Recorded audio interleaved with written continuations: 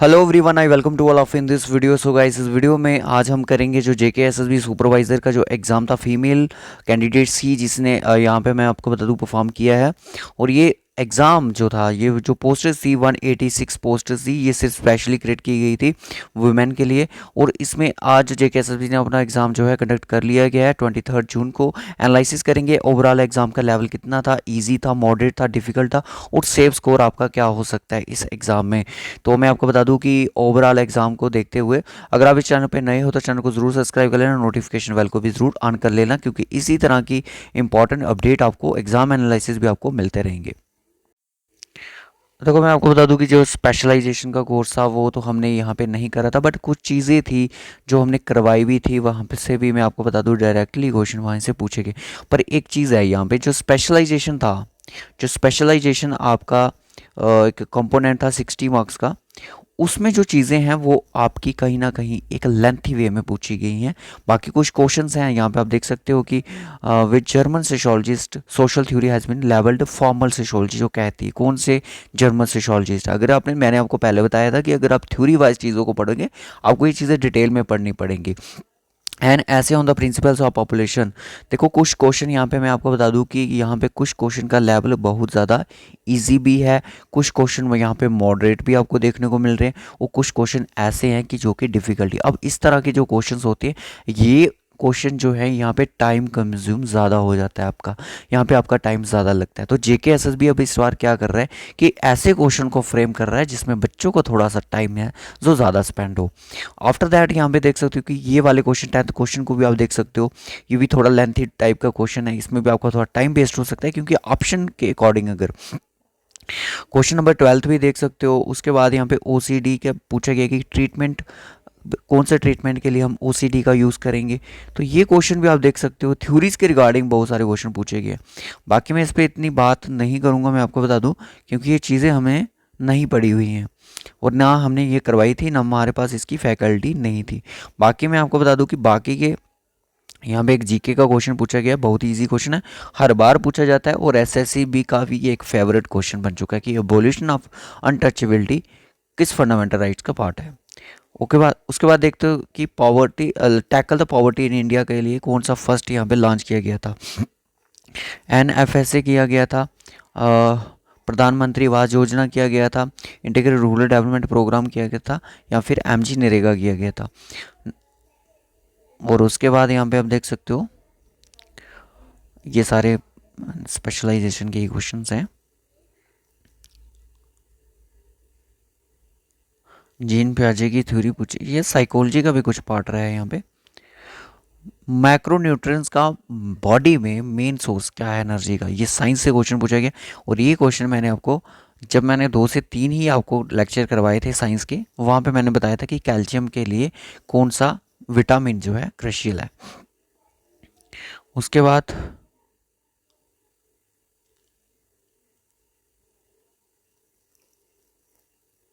Food poisoning वाला, I think ये question भी मैंने आपको बताया था कि कॉमन सिम्टम क्या है फूड पॉइजनिंग होने के, क्या कैसे आपको पता चलेगा कि आपको फूड पॉइजनिंग हुई है।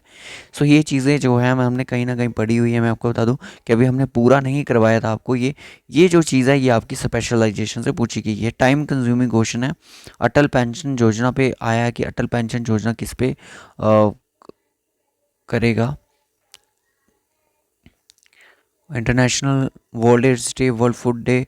अब ये क्वेश्चन जो है डायरेक्टली मतलब एक फ्रेम करके डाले, मतलब चार के जिस देखो इस पे 4 क्वेश्चन बन सकते थे, पर चारों को एक ही लाइन में लेके आ गए। वो लेवल जो है मैं आपको बता दूं कि इजी नहीं है, मैं पूरे क्वेश्चन पेपर को मैं इजी नहीं मानता। और यहाँ पे देखो कि जेएनके की जीके से भी क्वेश्चन पूछा गया कि विच ट्रीटी साइन बिन मान। देखो, जेएनके की मैं आपको बता दूं कि हमें एक ऐसी बुक लेके आ रहे हैं आपके लिए जिसका नाम है evergreen general knowledge Jammu Kashmir. मैं आपको बता दूं उसमें इतने सारे क्वेश्चंस होंगे, आपको कहीं आपको नोट्स पढ़ने की ज़रूरत नहीं पड़ेगी, जेकर आपने वो हमारे जो बुक होगी वो एक बार रीड कर ली, ठीक है। उसमें एमसीक्यूज ही हमने इतने रखे हैं कि ये सारे क्वेश्चन जितने भी यहाँ से अभी तक हमने पढ़े ना, ये वहीं से पूछे जा रहे हैं अभी तक। वो बुक अभी अंडर प्रोसेसिंग में है, जब वो कंप्लीट हो जाएगी वो हम उसके साथ में आपको रिवील ज़रूर करेंगे। कोई भी और आपको पढ़ने की जरूरत नहीं। महाराजा गुलाब सिंह के बीच में और ईस्ट इंडिया कंपनी के बीच में एक साइन हुई थी ट्रीटी, उसका नाम बताओ। शिमला, लाहौर, पानीपत नहीं थी, अमृतसर थी। मैंगो शावर किसको बोलते हैं? नॉर्थ लू किसको बोलते हैं? लू जो होती है नॉर्थ इंडिया में बहुत ज़्यादा होती है। तो ये देखो सी है, फोर्थ का सी ऑप्शन। तो यहाँ पे दो भी हैं। तो उसके बाद इंग्लिश का भी क्रोनोलॉजिकल ऑर्डर में दिया गया है कि जी को देखो क्वेश्चन मॉडर्न हिस्ट्री का है, बट चीज़ें ये पूछ रहा है कि इसको क्रोनोलॉजिकल ऑर्डर में लिखो कि पहले कौन सी हुई, दूसरी कौन सी हुई, तीसरी कौन सी हुई, इस तरह से। लोकसभा के सीट्स के रिगार्डिंग क्वेश्चन पूछा गया। Salt of the earth mean उसका क्या मतलब है? और इसके इंग्लिश का ही है। और ये देखो फर्स्ट टाइम ये क्वेश्चन आया गया है कि जम्बू जू वहाँ कहाँ पे लोकेटेड है। ये तो आपका जम्मू, जम्बू जो है वो नगरोटा में लोकेटेड है, ठीक है। इसका उधमपुर आंसर, सॉरी इसका जम्मू यहाँ पे ऑप्शन में नहीं दिया। जब मैंने ये क्वेश्चन करवाया था उसमें मैंने लिखा था कि जम्मू जो जू है नॉर्थ इंडिया का सबसे लार्जेस्ट जू कहाँ पे लोकेटेड है, मैंने ऑप्शन में जम्मू रखा था, बट यहाँ पे नगरोटा है तो Nagrota will be the answer. Question को थोड़ा कॉम्प्लिकेट करने के लिए, क्योंकि जम्मू से सभी बच्चे पहचान लेंगे कि जम्मू आंसर होगा, बट नगरोटा रखा है इसलिए। 1929 में सती सिस्टम को किसने अबॉलिश किया? कोपन क्लासिफिकेशन के अकॉर्डिंग लद्दाख का इनमें से कौन सा ऑप्शन है? Wettest place on the earth, Mawsynram, Cherrapunji, West Bengal, sorry Meghalaya में जो सिल्क कहाँ से प्रोड्यूस ऑब्टेन की जाती है? नंदन कन्नन जू इज लोकेटेड नाउन फॉर किसके लिए जाना जाता है? और उसके बाद आती है आपकी रीजनिंग। मैं आपको बता दूं कि रीजनिंग और जो मैथ था बहुत ही अच्छे लेवल का पूछा गया है। अगर आपको लगता है यहाँ पे कोई ऑप्शन अभी नहीं, जब आंसर की आपकी अपलोड की जाएगी शाम के टाइम तक आंसर की आपकी आ जाएगी, और अपना स्कोर जरूर चेक करके बताना कि कितना हुआ। Find the missing number of the following series, इसमें से मिसिंग नंबर कौन सा है? देखो इजी लेवल की सीरीज पूछेगी, मैं आपको एक अलग वीडियो में मैथ और रीजनिंग को लेके आऊँगा। परसेंटेज के रिगार्डिंग क्वेश्चन पूछा गया है, ये भी बहुत ईजी लेवल के हैं। क्वेश्चन जितनी एवरेज का पूछा गया है, देखो कुछ भी नहीं है ये एवरेज इसका, परसेंटेज का क्वेश्चन एक बार रेशियो प्रोपोर्शन से क्वेश्चन पूछा गया है। मैथ के जितने भी क्वेश्चन हैं रीजनिंग के मैं बता दूं कि ये बहुत ही इजी लेवल के क्वेश्चन पूछेंगे, इसमें इतना डिफिकल्टी नहीं है। ए और बी किसी काम को 15 डेज में कर रहे हैं, बी 20 दिन में कर रहा है, और how many days A alone कितने दिन में उस काम को कंप्लीट करेगा, तो ये बहुत बढ़िया क्वेश्चन है। उसके बाद है complete the series, letter series पूछेगी। रीजनिंग और मैथ सबसे ज़्यादा इजी मुझे लगा, रीजनिंग और मैथ, बाकी आप बच्चों की प्रैक्टिस पे डिपेंड करता है कि उनको कैसा लगा है। और बाकी ये डिजीज़ पी प्रधानमंत्री ग्रामीण सड़क योजना है जो है ये कब लॉन्च करेगी? आयोडीन की डिफिशियंसी से हमें क्या हो सकता है? कैंसर तो नहीं होगा, नाइट ब्लाइंड्स तो नहीं होगी, क्या होगा? ग्योटर होगा, GOITR, जो गले में होते हैं बड़े बड़े। क्योर द कॉमन कोल्ड, कौन सा विटामिन केयर करेगा हमारी कॉमन कोल्ड का? मोस्ट स्टेबल इकोसिस्टम कहाँ पे पाया जाता है? फॉरेस्ट में, मैरीन में, तो ये इको बायोडाइवर्सिटी इकोसिस्टम से क्वेश्चन है। और सफ़ेयर जोन डिप्लेशन कहाँ पे पाई जाती है? और ये क्वेश्चन मैंने आपको करवाया था कि टर्म वैक्सीन जो है वो किसने इंट्रोड्यूस करी? उसका प्रेम्बल ऑफ इंडियन कॉन्स्टिट्यूशन, ये तो कॉन्स्टिट्यूशन पे लिखा होता है, ठीक है। डिकेड वाला क्वेश्चन पूछा गया है, following the decade population show the negative growth population. देखो आपको demography sensitive features and function पढ़ते हो, वहाँ पे ये पूरा का पूरा दिया जाता है कि कहाँ पे ये चीज़ें दी गई। ये भी इजी लेवल का क्वेश्चन था। केसरी बाल गंगाधर तिलक को पब्लिश द विच लैंग्वेज, इन्होंने एक न्यूज़पेपर लॉन्च किया था, किस लैंग्वेज से? NI बेसेंट थी, वो किससे लोकेटेड एसोसिएटेड थी? ये SI JKPSI में भी क्वेश्चन पूछा गया था कि NI बेसेंट जो है वो किससे करती? डिसओबीडियंस से नहीं थी, नॉन कॉपरेशन से, खिलाफ से नहीं थी, होम रूल लीग से बिलोंग करती थी। गुलमर्ग देखो मिड ऑफ फ्लावर जिसको बोला जाता है, सारे जहाँ से अच्छा किसने लिखा है? उसके बाद मैं आपको बता दूं कि याद बाकी, उसके बाद है अपना कंप्यूटर, कंप्यूटर के याद नहीं आई। B press select the current column को प्रेस करने के लिए फायरवॉल का फंक्शन, या शायद ये पूछा गया कि यहाँ पे क्या चीज़ है, प्रिवेंट करेगा अनऑथराइज्ड एक्सेस को। Power point view the next title is outline किस पे शो करेगा?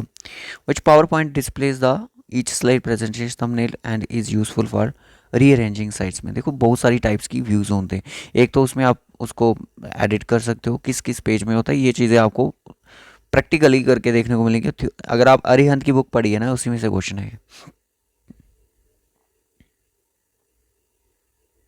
ये। ई गवर्न से क्वेश्चन पूछा गया है, ये भी ई गवर्न से क्वेश्चन पूछा गया है। एंटी स्पाईवेयर का क्या काम है? देखो एक बात मैं आपको बता दूं कि यहाँ पे ऐसे क्वेश्चंस भी होंगे जो अभी तक, और एरर वाला देख लो, ट्रेंडिंग क्वेश्चन इस तरह से बन रहे हैं। और एक चीज़ मैं आपको बता दूं, अभी तक एक चीज़ मैं आपको बता दूं कि सेफ स्कोर आप बच्चों का क्या हो सकता है इसमें। मैं आपको बता दूं कि जितने बच्चे, यहाँ तक मैं अभी ओपन की ही बात करूँगा, ओपन में इस एग्ज़ाम का लेवल देखते हुए मैं आपको ओपन की बात करूँ, जिन बच्चों को अभी स्कोर ना 84 के नियर अबाउट होगा, 84 +2 ऊपर नीचे हो सकता है, इतना है अगर वो बनेगा आफ्टर द आंसर के, तो आप लोग सेफ रह सकते हो, मे बी, ठीक है, रह सकते हो, पूरे सेफ नहीं हो सकते हो। ये तो होता है ना कि कैटेगरी वाले को तो देख लो, कैटेगरी वाले 3 से 4 5 नंबर अपने आगे पीछे करके देख सकते हो, बट मैं 84 to 86 ही स्कोर बताऊंगा कि इसके बीच में अगर आपका स्कोर बनेगा यू विल बी सेफ, ठीक है। एग्जाम का लेवल क्या था, इजी नहीं था, मॉडरेट भी नहीं था, डिफिकल्ट भी नहीं था। ओवरऑल एग्जाम का जो लेवल मुझे लगा, कुछ कंपोनेंट हैं जो डिफिकल्ट पूछे गए हैं। और मैंने आपको एक स्टार्टिंग में चीज़ बोली थी कि करंट अफेयर मत पढ़ना, उसमें टाइम वेस्ट मत करना। अगर 20 नंबर की जीके है तो 10% ही करंट अफेयर पूछे जाते हैं, यानी कि आपको 2 क्वेश्चन पूछे गए थे करंट अफेयर के, ठीक है। ज़्यादा करंट अफेयर मैंने स्टार्टिंग में बताया था कि 2 ही क्वेश्चन पूछे जाएंगे, 2 से 3, तो 2 पूछे गए आपको। एग्जाम का लेवल मैं आपको बता दूं कि मॉडरेट था, ठीक है। एग्जाम का लेवल जो था वो मॉडरेट था, डिफिकल्ट नहीं था, पूरा मॉडरेट ही बोलूँगा मैं इसको, क्योंकि हमने हर एक चीज़ को लेना है। तो देखो यहाँ पे एक तो है कि यहाँ पे मेल जो कैंडिडेट्स थे उनकी पार्टिसिपेशन नहीं थी, यहाँ पे थे फीमेल की, तो फीमेल के लेवल के अकॉर्डिंग देखा जाए तो मॉडरेट हम डिफ़िकल्ट भी बोल सकते हैं इसको, क्योंकि कुछ चीज़ें हैं जो यहाँ पे हमें डिफ़िकल्ट भी देखने को मिली हैं। तो बाकी रीजनिंग और मैथ ही मुझे अच्छा लगा है। बाकी कंप्यूटर का लेवल भी एक स्टैंडर्ड लेवल था, अच्छा लेवल था कंप्यूटर का। इंग्लिश भी अपने हिसाब से अच्छी थी। बाकी वो स्पेशलाइजेशन जो चीज़ें हैं वो थोड़ी हट के पूछी गई हैं। तो बाकी टेंशन नहीं लेनी है, जैसा एग्ज़ाम होगा कोई बात नहीं है। और आंसर के बाद आप अपना स्कोर इस वीडियो के कमेंट बॉक्स में ज़रूर बताएं। फिर उसके बाद हम बात करेंगे एक एक्सपेक्टेड कट ऑफ की, और यूट्यूब पे एक पोल लगवा देंगे हम, जिसमें आप सभी बच्चे अपना स्कोर को ज़रूर शेयर करना कि आपका स्कोर कितना बना, ठीक है। सो बाय, टेक केयर, टेंशन नहीं लेनी है अगर एग्ज़ाम अच्छा नहीं हुआ है। मुझे पता है बहुत सारे बच्चे यहाँ पे ऐसे थे जो कि स्टार्टिंग में, यानी कि कहने का मतलब कि जो कि फर्स्ट टाइम उनका एग्ज़ाम था JKSSB का, कि वो एग्ज़ाम देने गए थे, और उनका आज हो सकता है आफ्टर द आंसर के रिलीजिंग उनका जो कॉन्फिडेंस है बिल्कुल लो हो जाए। तो ऐसी हिम्मत मत हारना, फेलियर सभी ने देखे होते हैं, हमने भी फेलियर्स देखे हैं, सभी बच्चे फेलियर देखते हैं। तो फेलियर ही एक पार्ट है सक्सेस का, तो फेलियर देख के पीछे नहीं हटना है। एग्जाम का लेवल जो था मैंने आपको बता दिया, मॉडरेट था। सो बाय, टेक केयर। इस वीडियो में इतना ही रखेंगे, मिलेंगे आपसे नेक्स्ट वीडियो में। अगर आपको कोई भी क्यूरीज हो, डिस्क्रिप्शन बॉक्स में हमारे सोशल मीडिया के लिंक्स मिल जाएंगे, टेलीग्राम मिल जाएगा, इंस्टाग्राम मिल जाएगा, व्हाट्सएप ग्रुप में मिल जाएंगे। सो अब आप यहाँ पे पूछ सकते हो।